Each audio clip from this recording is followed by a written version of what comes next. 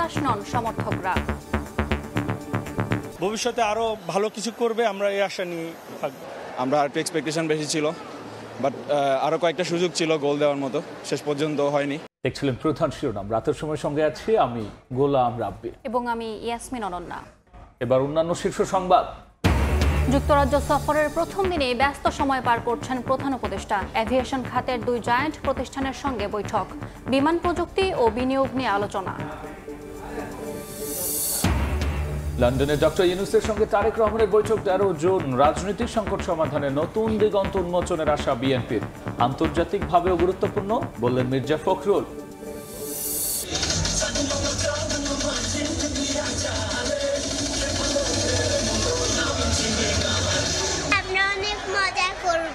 দেখেছি, ভালুক দেখেছি, সিংহ দেখেছি। টানা ছুটিতে বিনোদন কেন্দ্রে বাঁধ ভাঙা উচ্ছ্বাস, সৈকতে পর্যটকদের ঢল, সাদা পাথরে স্বচ্ছ জলে ঘোরাঘুরি, পার্ক ও চিড়িয়াখানায় ঈদ আনন্দে মাতোয়ারা শিশুরা। চোখ রাঙাচ্ছে করোনার নতুন ভ্যারিয়েন্ট, একদিনে শনাক্ত 13। বিমানবন্দরে সতর্কতা জারি হলো, স্ক্রিনিং না করার অভিযোগ। বেনাপোলে থার্মাল দিয়ে পরীক্ষা হলো বিকল অন্যান্য যন্ত্র। এবং অস্ট্রিয়ায় স্কুলে অস্ত্রধারীর গুলি, নিহত অন্তত 10, আহত বেশ কয়েকজন। হামলাকারীর আত্মহত্যা ধারণা পুলিশের। জানা যায়নি হামলার কারণ, শহর জুড়ে আতঙ্ক।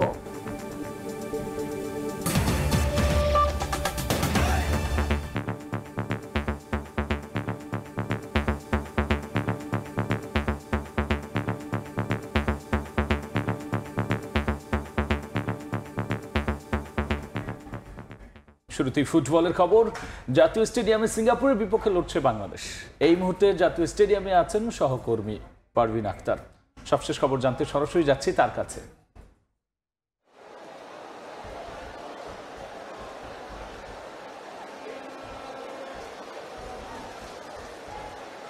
হামজা, ফাহমিদুল এবং সমিত সোম তাদের শুরুটা প্রত্যাশিত শুরু করতে পারলো না বাংলাদেশ। ম্যাচের আর কয়েক মিনিটের মতো অপেক্ষা, এরপরে কিন্তু শেষ হয়ে যাবে বাংলাদেশ বনাম সিঙ্গাপুর হাই ভোল্টেজ ম্যাচ, যে ম্যাচ নিয়ে আমরা এতদিন ধরে অপেক্ষা করেছি। এই গ্রুপের কিন্তু সি গ্রুপে আরও একটা ম্যাচ আজকে হয়েছে, ভারত বনাম হংকং। সেই ম্যাচে কিন্তু হংকংয়ের কাছে ভারত 1-0 গোলে হেরেছে। তো আজকের ম্যাচে বাংলাদেশ দল এখন শেষ বাঁশি বাজার অপেক্ষা। এই মুহূর্ত পর্যন্ত বাংলাদেশ কিন্তু 2-1 গোলে পিছিয়ে আছে। যে দুটো গোল বাংলাদেশ দল হজম করেছে সেটা আসলে কিন্তু ভুল বোঝাবুঝির কারণে। প্রথম গোলটা কিন্তু বাংলাদেশি দলের রক্ষণের মধ্যে মিতুল মার্মা এবং শাকিল আহাদ তপু, তাদের মধ্যে ভুল বোঝাবুঝির কারণে কিন্তু সিঙ্গাপুরের যে সং তাকে কিন্তু আটকাতে পারেনি এবং তিনি কিন্তু শেষ সুযোগটা লুফে নিয়েছেন। এরপর সিঙ্গাপুর যে দ্বিতীয় গোলটা করেছেন ইকসান ফান্দি, যাকে নিয়ে এতদিন ধরে ভয় ছিল যে সিঙ্গাপুরের 6 ফিট লম্বার যে ফুটবলার, দীর্ঘদেহী ফুটবলার, তাকে কিন্তু সবসময় একটা মার্কিং করা দরকার ছিল, যেটা বাংলাদেশ করতে পারেনি। সেটাই কিন্তু তিনি সেই সুযোগটা লুফে নিয়েছেন এবং তিনি কিন্তু সে কঠিন সময়ে সিঙ্গাপুর যখন 1-0 গোলে লিডে ছিল তখনই কিন্তু ইকসান ফান্দির গোলে সিঙ্গাপুর কিন্তু 2-0 গোলে এগিয়ে যায়। এরপর 67 মিনিটে বাংলাদেশের হয়ে রাকিব সান্তনার একটি গোল শোধ করেছেন এবং সেই গোলে কিন্তু হামজা দেওয়ান চৌধুরী, যার হাত ধরে কিন্তু বাংলাদেশের ফুটবলের এই নবজাগরণ শুরু হয়েছে। এবং এই নবজাগরণ কিন্তু আজকে স্টেডিয়ামে প্রায় 22,000-এরও বেশি দর্শক আজকে বাংলাদেশ বনাম সিঙ্গাপুরের খেলা দেখেছেন এবং এখনও দেখছেন। সমর্থকদের সঙ্গে আমরা কথা বলেছি যে এই পারফরমেন্স, তারা কিন্তু অনেকেই আমাদেরকে জানিয়েছেন যে ম্যাচের ফলাফল যাই হোক না কেন, বাংলাদেশ দল কিন্তু আসলে যে পারফর্ম করেছে শুরু থেকে শেষ পর্যন্ত, সেটা কিন্তু তারা উপভোগ করেছেন এবং উপভোগ্য একটা ম্যাচ তারা দেখেছেন। আজকে কিন্তু ফাহমিদুল, সমিত সোম এবং হামজা তিনজন একসঙ্গে খেলেছেন। এটা তাদের প্রথম ম্যাচ ছিল। তো প্রথম ম্যাচে 3 জনের মধ্যে বোঝাপড়ায় কিছুটা ঘাটতি ছিল। আমরা দেখলাম যে সিঙ্গাপুরের কাছে কিন্তু বাংলাদেশ 2-1 গোলে ম্যাচটা হেরে গেছে। হেরে গেলেও কিন্তু বাংলাদেশের পারফরমেন্স সমর্থকদের কিন্তু আশার সঞ্চার করেছে। অক্টোবরে আমাদের হোম কন্ডিশনে আরও একটা ম্যাচ আছে। 9 অক্টোবর বাংলাদেশ বনাম হংকং আরও একটা ম্যাচ হবে এই মাঠে। সেই ম্যাচে কিন্তু এই ভুলগুলো করা চলবে না। আজকের ম্যাচে যে ভুল বোঝাবুঝি ছিল বা ছন্ন ছাড়া যে ফুটবল বাংলাদেশ দল খেলেছে, কয়েকটা জায়গায় চেষ্টা করেছে, কিন্তু যে ভুলগুলো সচরাচর করে থাকে, অ্যাটাকিংয়ে যে বাংলাদেশ দলের যে সবসময়ের যে একটা দুর্বলতা থাকে, সেটাও কিন্তু আজকে ছিল। আমরা দেখতে পাচ্ছি যে সমর্থকরা কিন্তু ম্যাচের ফলাফল হয়ে যাওয়ার পরেও কিন্তু বাংলাদেশ চিৎকারে কিন্তু জাতীয় স্টেডিয়াম কেঁপে উঠছে তাদের চিৎকারে। তাদের কিন্তু ভালোবাসা হামজা সমিতরা তাদের দিয়েছেন, সেটাও কিন্তু সমর্থকরা তাদের ফিরিয়ে দিচ্ছেন। আমরা দেখতে পাচ্ছি যে ফুটবলাররা হতাশার সঙ্গে বসে আছেন। প্রত্যেকের যে কষ্ট, একটা আক্ষেপ ছিল তাদের কাছে, যে চেষ্টা ছিল যে তারা হয়তোবা জাতি পুরো দেশকে যে ম্যাচটা এক সুতোয় গেছে সেই ম্যাচটা হয়তোবা তারা জিতবেন এবং জয় দিয়ে বাংলাদেশের এশিয়ান কাপ বাছাইয়ে কিন্তু বাংলাদেশ দল প্রথম ম্যাচে শিলংয়ে যে গোল শূন্য ড্র করেছিল ভারতের সঙ্গে, হয়তোবা দ্বিতীয় ম্যাচে সিঙ্গাপুরের বিপক্ষে দুর্দান্ত পারফর্ম করে জিততে পারবে। কিন্তু বাংলাদেশ দল শেষ পর্যন্ত ম্যাচটা না জিতলেও সমর্থকরা কিন্তু অনেক প্রশংসা করেছেন ফুটবলারদের খেলায় যে উন্নতি, আগে যে দুর্বলতাগুলো ছিল বাংলাদেশ দলের পারফরমেন্সে, এখন কিন্তু সেগুলো বেশ অনেক উন্নতি এসেছে। এবং কোচ হাভিয়ার কাবরেরা যেটা চেয়েছিলেন যে পুরো দলকে এক সুতোয় গাঁথতে, সেটা কিন্তু তিনি অনেকাংশে সফল হয়েছেন। আজকের ম্যাচে বেশ কিছু ভুল হয়েছে, কিন্তু তারপরও বাংলাদেশ দল কিন্তু প্রশংসা কুড়ানোর মতো পারফর্ম করেছে। যে দুটো গোল বাংলাদেশ দল হজম করেছে সেটা কিন্তু আসলে রক্ষণভাগের ভুলের কারণে কিন্তু বাংলাদেশ দলকে হজম করতে হয়েছে। তো অক্টোবরে বাংলাদেশ দলের যে ম্যাচ আছে সেখানে হয়তোবা এ ধরনের ভুল থাকবে এবং বাংলাদেশ আরও ভালো পারফর্ম করবে এবং দারুণভাবে ঘুরে দাঁড়াবে। এই গ্রুপে কিন্তু সি গ্রুপে এখন একটা করে জয় পেয়েছে। আজকে সিঙ্গাপুর বাংলাদেশকে হারালো এবং আরেক ম্যাচে কিন্তু হংকং ভারতকে হারিয়েছে। তো দুই দলের পয়েন্ট কিন্তু 4 হয়ে গেছে। সে তুলনায় বাংলাদেশ এবং ভারত তাদের পয়েন্ট কিন্তু একই রয়েছে, যেহেতু তারা প্রথম ম্যাচে ড্র করেছিলেন। তো বাংলাদেশ দলের সামনে আরও বেশ কিছু ম্যাচ আছে, তো তাদের চেষ্টা থাকবে যে সেই ম্যাচগুলোতে ভালো পারফর্ম করে কিন্তু দারুণভাবে ঘুরে দাঁড়ানো কীভাবে যায়। কারণ বাংলাদেশ দলের কিন্তু 9 অক্টোবর প্রতিপক্ষ হোম কন্ডিশনে হংকং এবং 14 অক্টোবর কিন্তু হংকংয়ের মাটিতে তাদের পরের ম্যাচ খেলতে হবে। আজকের ম্যাচে কিন্তু শুরুর একাদশে ছিলেন না জামাল ভুঁইয়া, কিন্তু কোচ কিন্তু প্রত্যেককে সুযোগ দিয়েছেন। আমরা যেটা ফাহমিদুলের কাছে দেখেছি যে তার কাছে যে প্রত্যাশা ছিল কোচের, তিনি কিন্তু প্রত্যাশার চেয়েও ভালো পারফর্ম করেছেন। হামজা দেওয়ান চৌধুরী তিনি কিন্তু শুরু থেকে শেষ পর্যন্ত দলকে উজ্জীবিত করেছেন। এই বিশাল দর্শক, জাতীয় স্টেডিয়ামের এই বিশাল দর্শক, তারা কিন্তু দারুণভাবে উজ্জীবিত করেছেন হামজা দেওয়ান চৌধুরীদের। তাদের আশা আকাঙ্ক্ষার প্রতিফলন ঘটাতে আপ্রাণ চেষ্টা করেছেন হামজারা। যদিও শেষ পর্যন্ত ম্যাচটা বাংলাদেশ জিততে পারেনি, তাতে কি হয়েছে, বদলে যাওয়া বাংলাদেশের যে চমৎকার নৈপুণ্য তারা দেখেছেন, সেই স্বস্তি নিয়ে কিন্তু সমর্থকরা ফিরতে পারবেন। আজকে কিন্তু বেশ কিছু অপ্রীতিকর ঘটনার সামনেও আমাদেরকে পড়তে হয়েছে। আমরা দেখতে পাচ্ছি যে সমর্থকরা কিন্তু এখনো জাতীয় পতাকা উড়িয়ে তারা কিন্তু ফুটবলারদেরকে উজ্জীবিত রাখছেন। তাদের যে হতাশা, তাদের যে আক্ষেপ, সেই আক্ষেপে কিন্তু সমর্থকরা বেশ কিছু আমরা দেখতে পাচ্ছি। কিন্তু ফুটবলাররা হতাশা নিয়ে মাঠে অপেক্ষা করছেন। সিঙ্গাপুরের ফুটবলাররা কিন্তু অনেকেই উঠে গেছেন, কিন্তু বাংলাদেশের ফুটবলাররা কিন্তু হতাশার সঙ্গে বসে আছেন। তারপরেও যে আমরা মাঠের সবশেষ পরিস্থিতি আপনাদেরকে দেখাচ্ছিলাম, যে ফুটবলারদের হতাশা, তাদেরকে আমরা দেখাচ্ছিলাম। সমর্থকদের হতাশা, মাঠের বাইরে আছেন আমার সহকর্মী মাহবুব রিমন, আমরা চলে যাচ্ছি তার কাছে।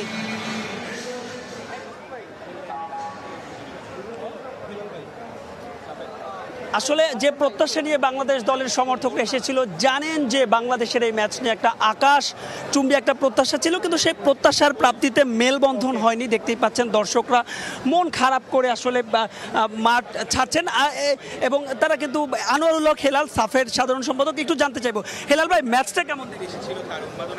ম্যাচটা আমার মনে হয়েছে যে আমাদের টিমের একটু কম্বিনেশনের অভাব আছে, বিশেষ করে মিডফিল্ড আর ডিফেন্স, এটা অনেক সমস্যা ছিল আমার কাছে মনে হয়েছে।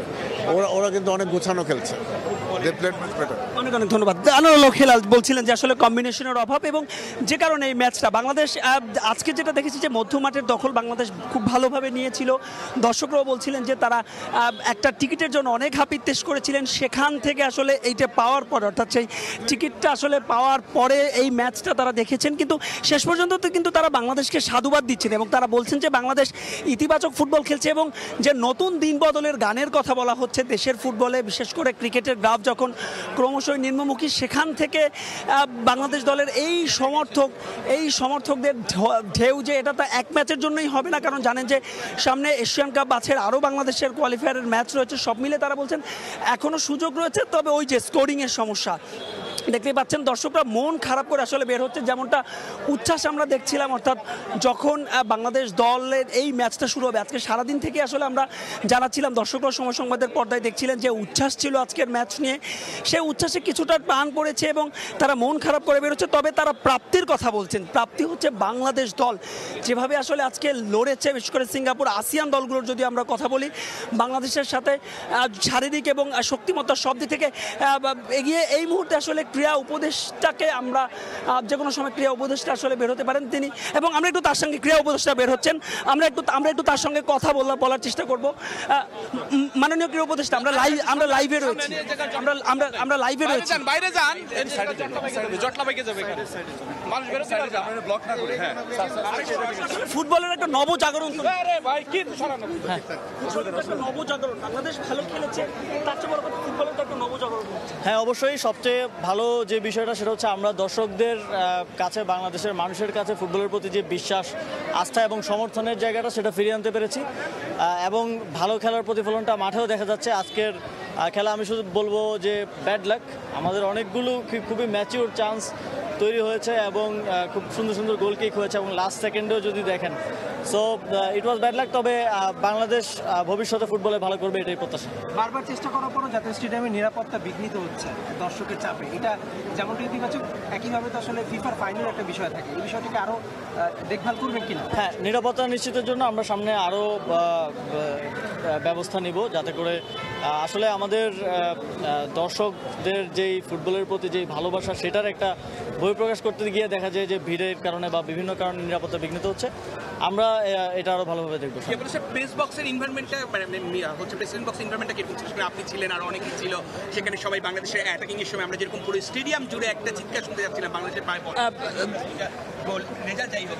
কথা বলছিলেন আসলে মাননীয় ক্রীড়া উপদেষ্টা, এক এক করে আসলে সবাই বের হচ্ছেন, এবং আমরা দেখতে পাচ্ছি আসলে বিসিবি পরিচালকদেরও আমরা দেখেছি, ক্রিকেটারদেরও দেখেছি। একজন বিসিবি পরিচালক মাহবুব আনাম, নিশ্চয়ই আপনারা জানেন, তিনিও আসলে আজকের ম্যাচ দেখেছে। আমরা একটু কথা বলবো তার সঙ্গে। মাহবুব ভাই, আমরা লাইভে আছি, ম্যাচটা আসলে কেমন দেখলেন? যে মানে ম্যাচটা বাংলাদেশ জিতলে অবশ্যই ভালো লাগতো।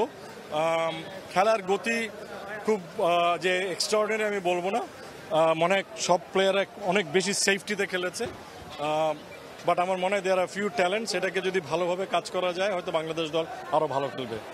ধন্যবাদ মাহবুব ভাই। কথা বলছিলেন মাহবুব আনাম, কিছুক্ষণ আগে আসলে কথা বলেছেন যুব ক্রীড়া উপদেষ্টা, এবং তিনি কথা শেষ করে আসলে বের হয়ে গেছেন, তিনি কথা শেষ করেই আসলে বের হয়ে গেছেন যুব ক্রীড়া উপদেষ্টা, এবং বলছিলেন যে আসলে দর্শকদের কথা, সেই দর্শকদের উন্মাদনা আমরা দেখছি, আমরা দর্শকদের যে উন্মাদনার কথা বলছিলাম আসলে বারবার, এবং দর্শকদের যে উন্মাদনা, এবং আমরা দেখতে পাচ্ছেন আসলে এখানে, তবে যতখানি আসলে উৎসাহ ছিল তাদের ততখানি মন খারাপ, তবে তারা বারবার বলছেন যে এই সবকিছু মিলিয়ে আসলে দর্শকদের উন্মাদনা রয়েছে, এবং তারা বলছেন যে দেশের ফুটবলের যে একটা নতুন জয়গান, সেই জয়গানে হয়তো বা এখান থেকে ফুটবল বদলে যাবে। তো এই ছিল আমার কাছে জাতীয় স্টেডিয়াম থেকে বাংলাদেশ দলের ম্যাচ শেষের উন্মাদনার সবশেষ খবর। Bangladesh Singapore high voltage match শেষে সবশেষ নিয়ে আমরা সরাসরি ছিলাম জাতীয় স্টেডিয়াম ঢাকায়। রাতের সময় আরও থাকছে। প্রচণ্ড গরমে নাকাল জনজীবন, বাতাসে আর্দ্রতা বেশি থাকায় অতিষ্ঠ বাইরে বের হওয়া মানুষ। আরও 5 দিন তাপপ্রবাহের পূর্বাভাস, 16 জুন থেকে ভারী বৃষ্টি হলে মিলবে কিছুটা স্বস্তি। 4 দিনের সরকারি সফরে যুক্তরাজ্যে পৌঁছেছেন প্রধান উপদেষ্টা। সফরের প্রথম দিনেই ব্যস্ত সময় পার করছেন তিনি। অ্যাভিয়েশন খাতের 2 প্রতিষ্ঠানের সঙ্গে বৈঠক হয়েছে তার। আলোচনা হয়েছে বিমান প্রযুক্তি ও বিনিয়োগ নিয়ে। ডক্টর ইউনূসের সফর ঘিরে প্রবাসী বাংলাদেশিদের মধ্যে ব্যাপক উৎসাহ ও উদ্দীপনা তৈরি হয়েছে। লন্ডন স্থানীয় সময় সকাল 7:05 এমিরেটস এয়ারলাইন্সের একটি ফ্লাইটে লন্ডনের হিথ্রো বিমানবন্দরে পৌঁছান প্রধান উপদেষ্টা ডক্টর মোহাম্মদ ইউনূস। বিমানবন্দরে তাকে অভ্যর্থনা জানান যুক্তরাজ্যে নিযুক্ত বাংলাদেশের হাইকমিশনার আবিদা ইসলাম। এরপর তিনি সেন্ট্রাল লন্ডনের ডলচেস্টার হোটেলে যান। সেখানে সৌজন্য সাক্ষাৎ করেন এয়ারবাসের executive vice president ভাউটার van Verts. বিমান প্রযুক্তি ও সম্ভাব্য বিনিয়োগ সহ পারস্পরিক আগ্রহের বিষয়ে আলোচনা করেন তারা। এরপর খ্যাতনামা মেনজিস এভিয়েশনের এক্সিকিউটিভ ভাইস প্রেসিডেন্ট চার্লস উহলি প্রধান উপদেষ্টার সঙ্গে সাক্ষাৎ করেন। এছাড়াও আজ অল পার্টি পার্লামেন্টারি গ্রুপের নেতা ও কমনওয়েলথের সেক্রেটারি জেনারেল একাধিক কূটনীতিকের সঙ্গে বৈঠকের কর্মসূচি রয়েছে। এদিকে প্রধান উপদেষ্টাকে স্বাগত জানাতে হোটেলের সামনে ভিড় করেন বহু প্রবাসী বাংলাদেশি। আমি ডক্টর ইউনূস সাহেবকে আজকে এখানে দেখতে এসে খুবই আনন্দিত। যারা শিক্ষিত সমাজ এদেরকে নিয়ে একটা বাংলাদেশ গড়েন, এইটাই আমাদের কামনা। উনি যে সফরে আসছেন, আশা করতেছি ওনার সফল হবে। আমরা আশা করি যে ডক্টর ইউনূস প্রবাসী বাংলাদেশিদের ন্যায্য অধিকারে উনি আন্তরিক হবেন। সফরকালে ব্রিটিশ রাজা তৃতীয় চার্লসের কাছ থেকে কিংস হারমোনি অ্যাওয়ার্ড গ্রহণ করবেন প্রধান উপদেষ্টা। সেই সঙ্গে ব্রিটিশ সরকারের গুরুত্বপূর্ণ সদস্যদের সঙ্গেও তার বৈঠকের কথা রয়েছে। বিএনপির ভারপ্রাপ্ত চেয়ারম্যান তারেক রহমানের সঙ্গেও হবে বৈঠক। 14 জুন দেশে ফেরার কথা রয়েছে প্রধান উপদেষ্টার। লন্ডনে ডক্টর ইউনূস ও তারেক রহমানের বৈঠক ঘিরে রাজনৈতিক সংকট সমাধানে আশার আলো দেখছে বিএনপি। গুলশান কার্যালয়ে বিএনপির মহাসচিব জানিয়েছেন, বৈঠকের জন্য সরকারের পক্ষ থেকে আনুষ্ঠানিকভাবে দাওয়াত পেয়েছেন তারেক রহমান। একে সমসাময়িক রাজনীতির সবচেয়ে বড় ইভেন্ট ও টার্নিং পয়েন্ট উল্লেখ করে মির্জা ফখরুল বলেছেন, ডিসেম্বরে নির্বাচন সম্ভব, এপ্রিল উপযুক্ত সময় নয়। এটি অনুধাবন করবে সরকার।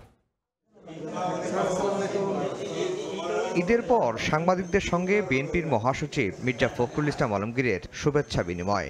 গুলশানে দলের চেয়ারপারসনের কার্যালয়ে সমসাময়িক রাজনীতি নিয়ে নানা প্রশ্নের জবাব দেন মির্জা ফখরুল। স্ট্যান্ডিং কমিটির পক্ষ থেকে স্বাগত জানানো। শুরুতেই এ সময়ের সবচেয়ে আলোচিত ইস্যু লন্ডনে ডক্টর মোহাম্মদ ইউনূস ও তারেক রহমানের বৈঠকের বিষয়টি জানতে চাওয়া হয় বিএনপির মহাসচিবের কাছে। তিনি জানান, সরকারের তরফ থেকে লন্ডনে প্রধান উপদেষ্টার সঙ্গে বৈঠকের জন্য আনুষ্ঠানিক দাওয়াত পেয়েছেন দলের ভারপ্রাপ্ত চেয়ারম্যান তারেক রহমান। এ বিষয়ে দলের ভেতরেও হয়েছে আলোচনা। বৈঠকটি 13 জুন লন্ডন সময় সকাল 9টা থেকে সকাল 11টার মধ্যে হবে বলে জানান মির্জা ফখরুল।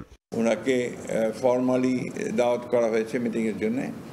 এটা আপনার 13 তারিখে 9টা থেকে 11টা পর্যন্ত লন্ডন টাইমে এই সময়টা দেওয়া হয়েছে আর কি। দুই নেতার এই বৈঠককে সমসাময়িক রাজনীতির সবচেয়ে বড় ইভেন্ট হিসেবে দেখছেন মির্জা ফখরুল, যার গুরুত্ব রয়েছে দেশে ও দেশের বাইরে। অধ্যাপক ইউনূস ও তারেক রহমানের বৈঠকে দেশের রাজনৈতিক সংকট সমাধানে নতুন দিগন্তের সূচনা করবে বলে আশা বিএনপি মহাসচিবের। এই সাক্ষাৎকারটা হলে অনেক সমস্যার সমাধান হয়ে যেতে পারে এবং অনেকগুলো সহজ হয়ে যেতে পারে, নতুন ডাইমেনশন সৃষ্টি হতে পারে, সম্ভাবনা অনেক আর কি। এখন এটা নির্ভর করবে আমাদের নেতৃবৃন্দের উপরে যে তারা এটাকে কিভাবে সেই সম্ভাবনার দিকে নিয়ে যাবেন। দলের তরফ থেকে আমরা আমাদের একজন চেয়ারপারসনকে সম্পূর্ণ যেটাকে বলে যে অথরিটি দিয়েছি। মির্জা ফখরুল বলেন, ডিসেম্বরে নির্বাচনের জন্য এখন অনড় দল। তার প্রত্যাশা, এপ্রিল নির্বাচনের জন্য উপযুক্ত সময় নয়, এটি অনুধাবন করবে অন্তর্বর্তী সরকার। বিএনপি দল ইজ রেডি ফর ইলেকশন, কারণ এটা নির্বাচনের দল, এটা নির্বাচন করেই ক্ষমতায় যেতে চায়। এই যে আপনারা অনেকেই, ভাই আমি তো বিপ্লবী দল নই, খুব পরিষ্কার কথা, আপনারা আমাকে কোট করতে পারেন, আমরা কোনো বিপ্লবী দল নই, আমরা নির্বাচন করেই জনগণের ভোটের মাধ্যমে আমরা ক্ষমতায় যেতে চাই। নির্বাচনের আগে কেয়ারটেকারের আদলে সরকার কাঠামো হওয়া উচিত। সেক্ষেত্রে সরকারের আকার ছোট হতে হবে বলেও মনে করেন মির্জা ফখরুল। আফজাল হোসেন, সময় সংবাদ, ঢাকা। তীব্র গরম উপেক্ষা করে মঙ্গলবার জাতীয় চিড়িয়াখানায় যান দর্শনার্থীরা। অভিভাবকদের সঙ্গে গিয়ে বানর, বাঘ, সিংহ সামনে থেকে দেখে উচ্ছ্বসিত শিশুরা। এদিকে শ্যামলীতে ডিএনসিসি ওয়ান্ডারল্যান্ডের নানা রাইডে আনন্দে মেতে ওঠে শিশু কিশোররা। মেহানিকে সঙ্গে নিয়ে ধ্রুব ব্যানার্জির রিপোর্ট।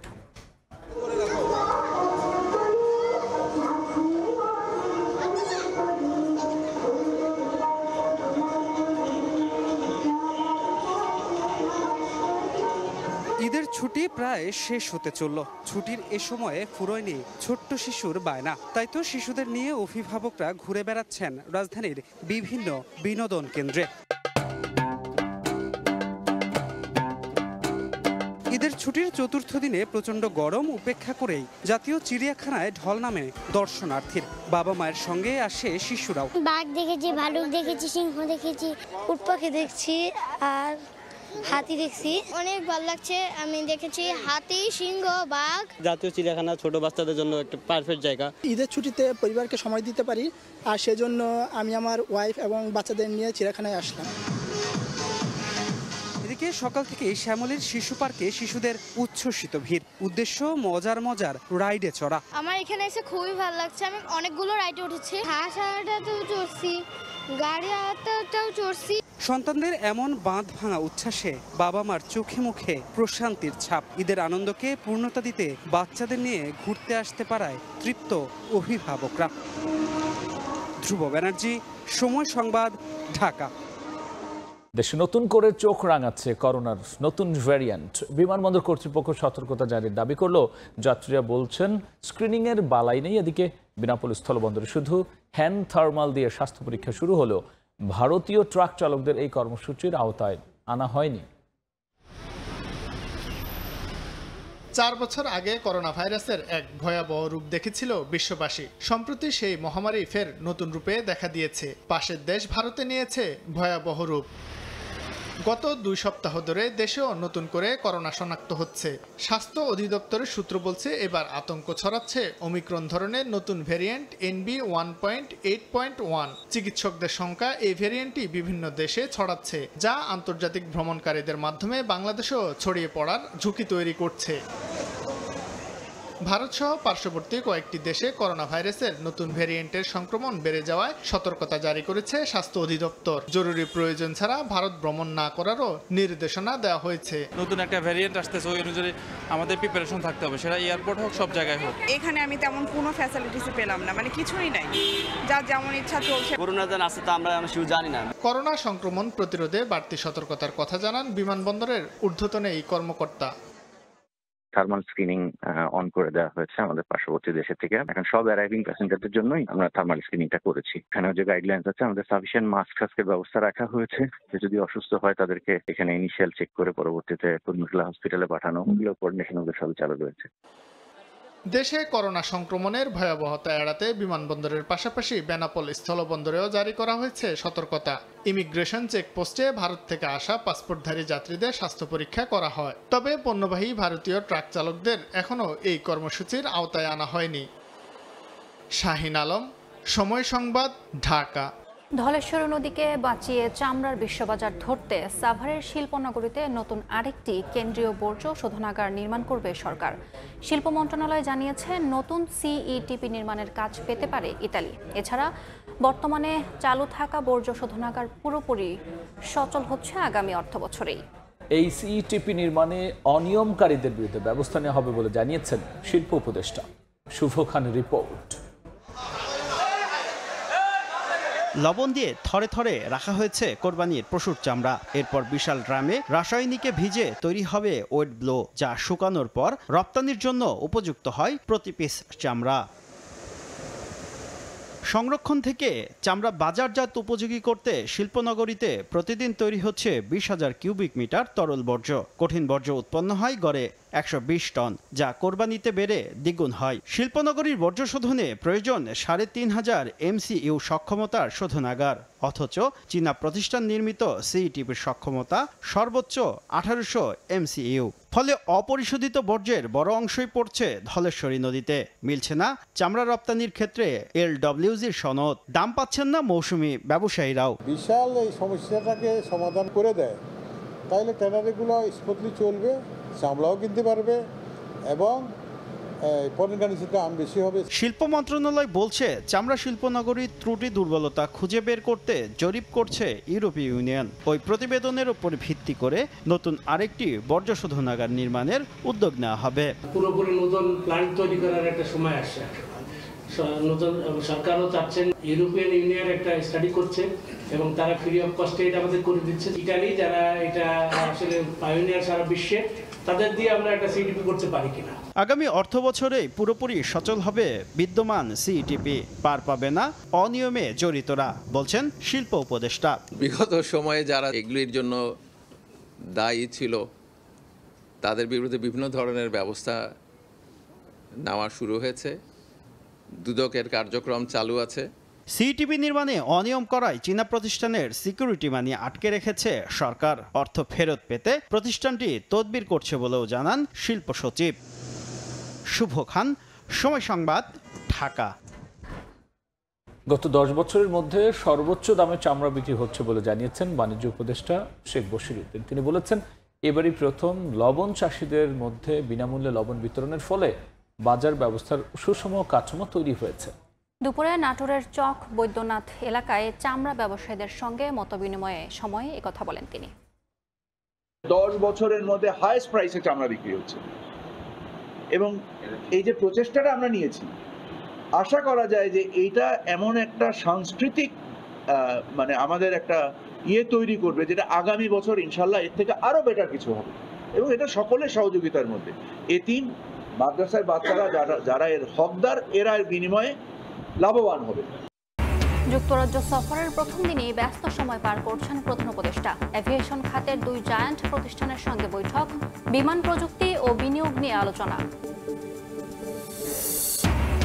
এবং লন্ডনে ডক্টর ইউনূসের সঙ্গে তারেক রহমানের বৈঠক 13 জুন। রাজনৈতিক সংকট সমাধানে নতুন দিগন্ত উন্মোচনের আশা বিএনপির, আন্তর্জাতিকভাবে গুরুত্বপূর্ণ বললেন মির্জা ফখরুল।